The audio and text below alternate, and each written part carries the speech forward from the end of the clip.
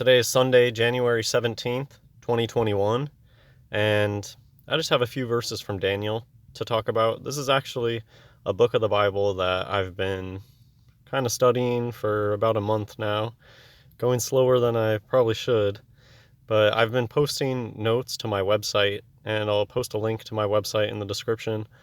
I might kind of bounce back and forth between doing some just notes on a paper, posting it to my website, but I love making videos and talking, and it's so much easier for me to just talk about stuff. And I'll get into that in a second. Daniel chapter 9, verse 2. In the first year of his reign, I, Daniel, understood by books the number of the years. So I just want to emphasize that. Understood by books the number of the years. So I think Daniel's making it clear that he was studying books, and probably biblical books, and figured out the interpretation of some prophecy that involved the number of years. It's just a big deal in the Bible. There's many, many instances of different prophecies that come with numbers of years attached to them or numbers of days. And that's a big thing about the book of Daniel. Most reminds me of book of Revelation, full of dream imagery and lots of prophecy. And yeah, so I just thought that was really interesting. Understood by books the number of the years. Continuing, whereof the word of the Lord came to Jeremiah the prophet, that he would accomplish 70 years in the desolations of Jerusalem. So right, I think Daniel's saying that he now understands a prophecy about 70 years that's mentioned in Jeremiah. And I set my face unto the Lord God to seek by prayer and supplications with fasting and sackcloth and ashes. I just want to put here that part of me is a little bit, I don't know, sad, or not sad. It's just, it would be cool if I lived by myself and I was just a hermit somewhere and I could try stuff like this. And so I know what I have to do is I need to turn this and put it in a way that I can accomplish in my day-to-day life. I just don't, like, what would my wife think about if I tried to actually dress in like sackcloth and pour ashes on myself and not anoint myself? I'm guessing that has to do with like bathing and cleaning your, like, just letting yourself go and totally fasting and praying all day. I just don't feel like I can even do that if I wanted to. I have a family, and how do you accomplish this today?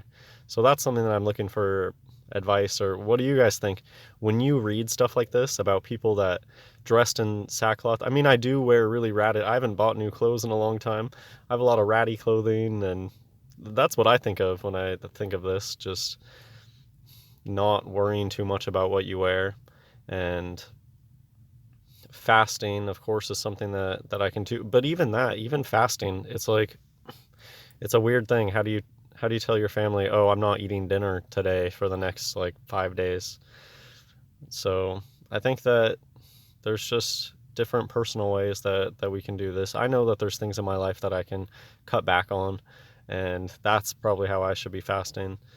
There's more to fasting than just food. So, all right, continuing on. And I prayed unto the Lord my God and made my confession and said, O Lord, the great and dreadful God, keeping the covenant and mercy to them that love him, and to them that keep his commandments. We have sinned and have committed iniquity and have done wickedly. Continuing on.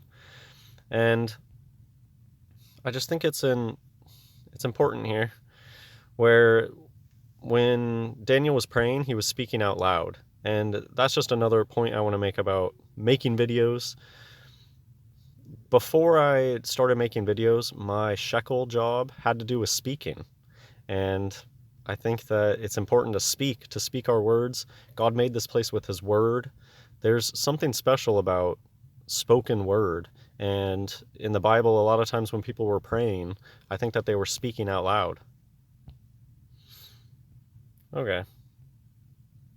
I think I've already said my message for today. If you want to go read Daniel chapter 9, it's a pretty in-depth chapter. It's not the kind of chapter you just want to jump into, but Daniel does have a really nice prayer in that chapter that you can go read. And whilst I was speaking and praying, so I just want to emphasize that spoken word is very powerful. Actually saying things out loud. You really should, if you want to have a really intense prayer, you want that kind of privacy where you can speak out loud freely, feel free to talk to God out loud. And that's just a rare opportunity these days, I think. Praying and confessing my sin, very important. Presenting my supplication before the Lord, my God, for the holy mountain of my God. Gabriel visited him again. So just one other point in Daniel chapter 9 that's kind of interesting. Here he calls Gabriel, even the man, Gabriel. So it's kind of interesting because Gabriel I thought was an angel. Here calling him a man, but clearly still angelic. So I just thought it was interesting. Because a lot of people say, oh, angels are androgynous or whatever. But here, Gabriel's a man. So yeah, I have a website with a bunch of Bible notes. I'll post it in the description. I'll post a comment about it. And I'll try to keep updating these because it's nice to have diversity, but I love speaking. It's just very easy for me to pick stuff up and make a video like this. And I think a lot of people like just listening. Matthew chapter 18, verse 20, for where 2 or 3 are gathered together in my name, there am I in the midst of them. And we don't have to be physically right next to one another.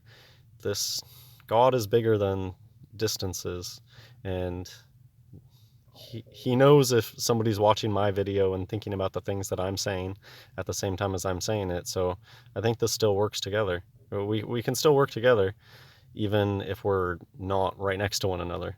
So thank you for watching, and leave a comment if you have something to say. But I know that a lot of people, they watch and they don't leave comments, and I understand that. So I still feel connected with the people that might not leave a comment. That's fine.